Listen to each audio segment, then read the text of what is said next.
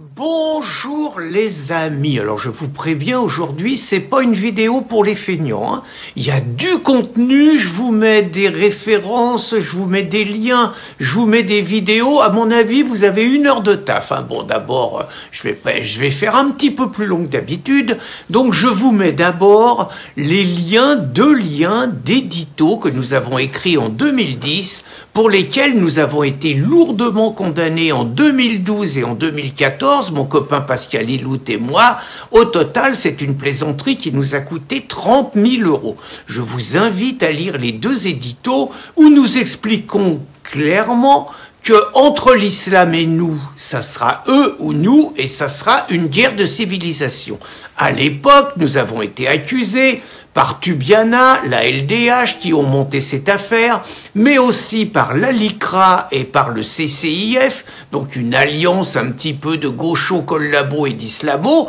Nous avons donc été accusés d'attiser la haine, d'inciter à la haine, et nous en avons payé le prix. Je vous invite à réfléchir à ce que nous disions et à la situation à laquelle nous sommes confrontés maintenant, parce que, bien évidemment, nous sommes réellement à fond dans le choc des civilisations, dans la guerre de civilisation qu'on nous interdit d'évoquer, mais qui pourtant est tellement présente. Et je vous ai mis, pour continuer et pour illustrer le propos, un entretien très agréable que j'ai eu avec un journaliste qui vit au Canada, Éric Leray, donc qui anime une chaîne Occident et qui pendant 45 minutes, c'est d'ailleurs curieux qu'il n'y a que les chaînes étrangères qui nous interrogent, je parle pas de la réinfosphère, mais et jamais les plateaux français, mais bon c'est une parenthèse, et donc il m'a permis en 45 minutes de parler un petit peu de la situation du monde et d'expliquer, parce que je sentais ces Occidents, je sens qu'ils sont pas très nets sur la Russie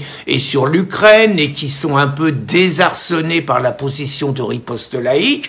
Donc j'ai pu m'expliquer très clairement et développer la cohérence qu'il y avait dans le combat que nous menons, la cohérence qu'il y avait entre refuser l'islam et ses conséquences, l'islamisation de la France sur notre territoire, refuser l'invasion migratoire, la tyrannie covidiste que nous avons subie et que nous risquons de continuer à subir, l'imposture climatique, l'Union européenne, naturellement le conflit russo-ukrainien, et quelques autres exemples de situations politiques qui nous amènent à une cohérence d'ensemble, c'est-à-dire que nous sommes opposés au nouvel ordre mondial qui veut faire fi des États-nations, nous sommes pour la souveraineté et l'identité des États-nations, et à partir de là, nous considérons la Russie comme un rempart face aux mondialistes. C'est ce que j'ai pu développer, je sais que certains ne seront pas d'accord avec ce que je dis, mais en tout cas, ça a été pendant 45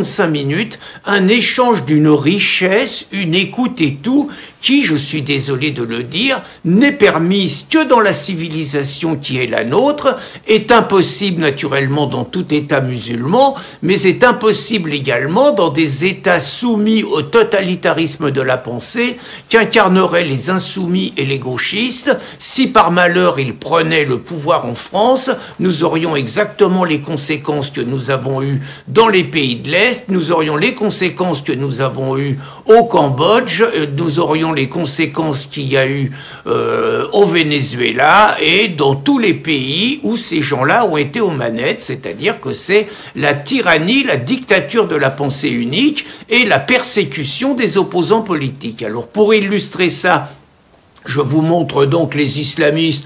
Bon, naturellement, comme beaucoup, nous recevons en ce moment un nombre accru de menaces de mort. Je vous cache pas que je suis pas enthousiaste à l'idée de porter plainte. Des copains me disent, mais t'es complètement fou, il faut le faire. J'avoue que j'ai pas une confiance totale dans les juges. Je sais d'autre part, alors pas tous, bien sûr, je sais d'autre part que, bon, je connais des gens proches qui ont déposé plainte. À l'arrivée, ils se sont fait barboter leur ordinateur pour surveiller des choses dedans.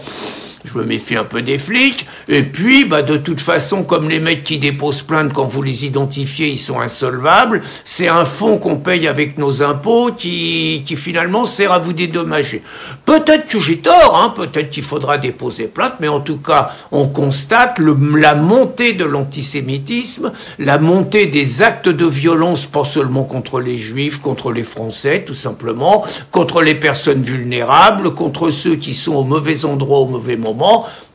Et ça, c'est les sociétés qui sont dirigées par les soldats d'Allah. C'est des sociétés où la barbarie, où la tyrannie règne. Et je vous mets en plus un petit lien, et c'est intéressant, où finalement l'État israélien a fini par décider de mettre à disposition un site où on voit les images. Moi, personnellement, je regarderai pas, hein, mais on voit les images de la barbarie des militants, des militants. Oh là, ouais, c'est des militants, mais c'est surtout des barbares, des djihadistes, des terroristes du Hamas par rapport aux Israéliens qui ont eu le malheur de faire partie des 1400 victimes. Donc là encore, c'est intéressant de voir que la justice nous interdisait de publier ce genre d'images. Quand après le Bataclan, on a commencé à mettre des photos de ce que c'était le Bataclan, quand on a publié la tête d'Hervé Cornara décapité par un islamiste et accroché à la grille d'une usine, ou quand Marine Le Pen et Gilbert Collard ont voulu montrer les horreurs de Daesh. C'est les tribunaux qui expliquaient que c'était de l'incitation au terrorisme, rien de moins l'apologie du terrorisme. Ça va être intéressant de voir si ces mêmes juges vont poursuivre l'État d'Israël, ou même s'ils vont interdire la chaîne en France. Faut s'attendre absolument à tout. Et cerise sur le gâteau, je vous mets également une diatribe de gauchistes qui sont pas contents. Alors tout simplement parce qu'on a défendu un enseignant républicain, laïque et patriote qui s'appelle Alain Avello, qui est membre des Patriotes et qui, depuis 10 ans, est persécuté par les profs gauchistes, souvent réunis dans Sud Éducation, qui sont également membres des parents d'élèves. Bref, ils squattent tous les trucs où ils peuvent sévir. Et j'avoue que j'arrive jamais à me rappeler comment il s'appelle, si c'est Rebellion, un machin comme ça. Bon, Lyon avec un Y, j'arrive pas à me rappeler tellement je leur accorde de l'importance. Mais en attendant, ils sont pas contents qu'on ait soutenu Alain Avello, et ils sont pas contents du tout, surtout qu'on les ait accusés d'antisémitisme pour un dessin, bon, qui est quand même un tout petit peu ambigu sur le choix qui a été fait, même s'ils ont dessiné, même s'ils ont repris le dessin qui existe dans une bande dessinée canadienne, il n'y a pas de problème. Il n'empêche qu'il y a une ambiguïté, et surtout qu'ils traitent Avello, qui était auparavant au Rassemblement National, leur tyrannie de la pensée, et là on retrouve la culture Khmer Rouge, c'est qu'Avello, il n'a rien à foutre dans l'éducation nationale parce qu'il pense mal, et que donc c'est forcément un mauvais prof qui va donner des mauvaises idées aux élèves, et donc il multiplie les pressions, les dénonciations anonymes, le fait de le mettre en quarantaine, bref, on a signalé tout ça. Ouh là là, ils sont pas contents du tout. Alors moi, je suis habillé pour l'hiver. Oh là là, je suis traumatisé. Alors d'abord, je suis un alcoolique, bien évidemment. Alors ils disent que les bouteilles sont vides derrière. Là, faut qu'ils achètent des lunettes. Mais donc ils disent que je suis un alcoolique parce que je fais des vidéos devant mon bar en signe un petit peu gaulois de la tradition du vin et de l'alcool français autour de la table. Mais non, eux, c'est des intellectuels. Il faut être devant une bibliothèque, bien évidemment. Donc, je suis déjà alcoolo. Il paraît que j'ai une mauvaise élocution à cause de ça. Bon, que j'ai une mauvaise haleine. Ils sentent mon haleine à travers les vidéos. Bon, alors, et je suis raciste parce que je suis contre la richesse du multiculturalisme et de l'invasion migratoire, juste comme 60% de Français. Mais donc, je suis raciste également, raciste. Et donc, ils appellent à faire une contre-manifestation contre nous, puisque demain on sera à Saint-Jean-de-Mont, parce qu'il y a des gens comme eux qui imposent à la population 22 migrants parce qu'ils ont décidé, alors c'est un homme et le roi, qui est adjoint au maire maintenant, mais qui a fondé une association d'accueil des migrants en Vendée. Ils n'ont jamais demandé l'avis à la population, ils ont du fric, en veux-tu, en voilà, et donc c'est des gens comme ça qui sont en train d'imposer l'islamisation, le grand changement, le grand remplacement, le changement de peuple, en oubliant juste de demander l'avis des gens, eux qui sont pour la démocratie et qui sont pour les référendums quand il s'agit des retraites. Sur l'immigration, là, il n'y a pas de référendum. Donc je vous ai cité, alors Christine Tazin est également, on dit qu'elle a un site pourri, voilà, rien de moins.